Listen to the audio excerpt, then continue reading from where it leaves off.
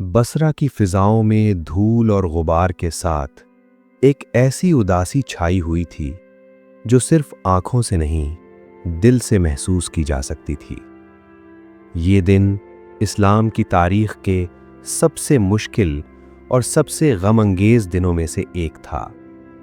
तलवारें अपनों ही के खिलाफ बेनयाम थीं और तीर उन सीनों में पेवस्त हो रहे थे जो कभी इस्लाम की ढाल हुआ करते थे।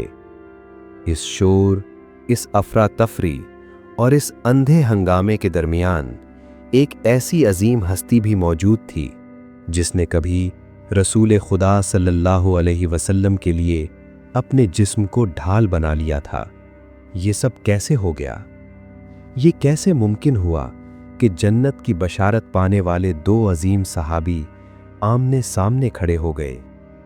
ये कहानी है उस अंजाम की, उस शहादत की जो हज़रत तल्हा बिन उबैदुल्लाह रज़ी अल्लाहु अन्हो का मुक़द्दर बनी।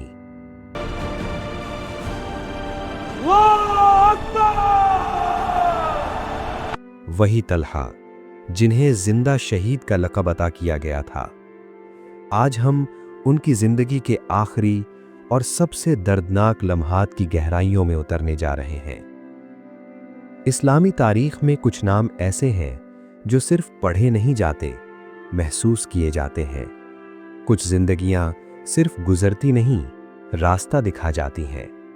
ऐसे ही एक अजीम नाम है हज़रत तल्हा बिन उबैदुल्लाह रज़ी अल्लाहु अन्हो।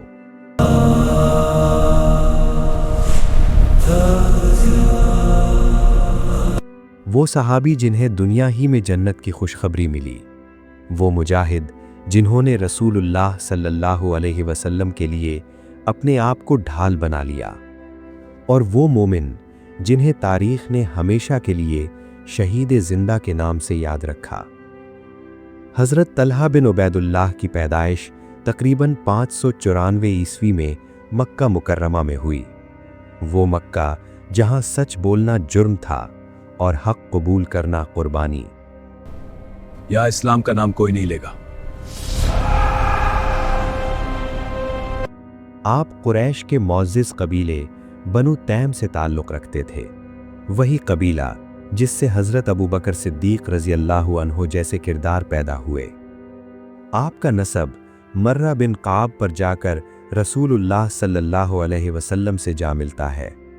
यूं तल्हा नसब के एतबार से भी नबी करीम सल्लल्लाहु अलैहि वसल्लम के करीब थे और तकदीर के एतबार से भी। कम उम्री में तीरंदाजी, नेज़ाबाजी और जवानी में दयानतदारी के साथ तिजारत, बुसरा और शाम की मंडियां गवाह थीं कि तल्हा सिर्फ कामयाब ताजिर नहीं बल्कि एक सच्चे इंसान थे। ये वो ज़माना था जब मक्का में वही का आगाज़ हो चुका था और हज़रत तल्हा रज़ी अल्लाहु अन्हो तिजारत के सिलसिले में बुसरा गए हुए थे। वहाँ एक ऐसा वाक़या पेश आया जो तारीख़ का रुख बदलने वाला था। एक राहिब ने पूछा, क्या यहाँ कोई अहले हरम से है? हज़रत तल्हा रज़ी अल्लाहु अन्हो ने, मैं हूँ। क्या अहमद ज़ाहिर हो चुके हैं? ये इनके ज़हूर का महीना है। ये अल्फाज कानों से होते हुए दिल में उतर गए और दिल कभी फिर पहला सा न रहा। मक्का वापस आकर जब सुना मोहम्मद बिन अब्दुल्ला सबूत का ऐलान फरमा चुके हैं और हज़रत अबू बकर उन पर ईमान ला चुके हैं, तो हज़रत तल्हा रज़ी अल्लाहु अन्हो बिला किसी तरद्दुद के रसूलुल्लाह सल्लल्लाहु अलैहि वसल्लम की खिदमत में हाजिर हुए और इस्लाम कबूल कर लिया। मैं इस्लाम कबूल करता हूँ। हज़रत तल्हा रज़ी अल्लाहु अन्हो उन 10 सहाबा में शामिल हैं जिन्हें रसूलुल्लाह सल्लल्लाहु अलैहि वसल्लम ने दुनिया ही में जन्नत की बशारत दी। ज़मीन पर चलते हुए जन्नत की खुशखबरी, ये कोई मामूली मकाम नहीं।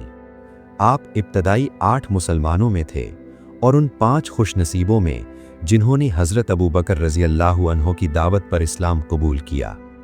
बाद अज़ां अस्हाबे शूरा में शमूलियत, यानी उम्मत के मुस्तकबिल के फ़ैसले जिन हाथों में दिए गए उनमें तल्हा का हाथ भी था। ये सिर्फ जंग नहीं थी, ये वफ़ा का मयार था। जब दुश्मन की नज़रें रसूलुल्लाह पर जा ठहरीं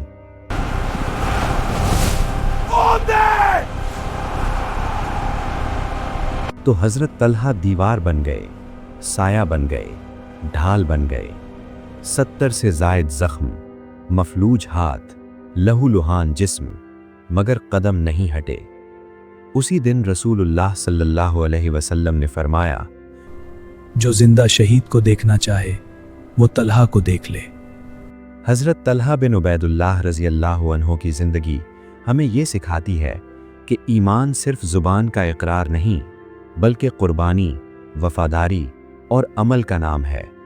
وہ تاجر بھی تھے، وہ مجاہد بھی تھے اور امت کے سچے خیر خواہ بھی۔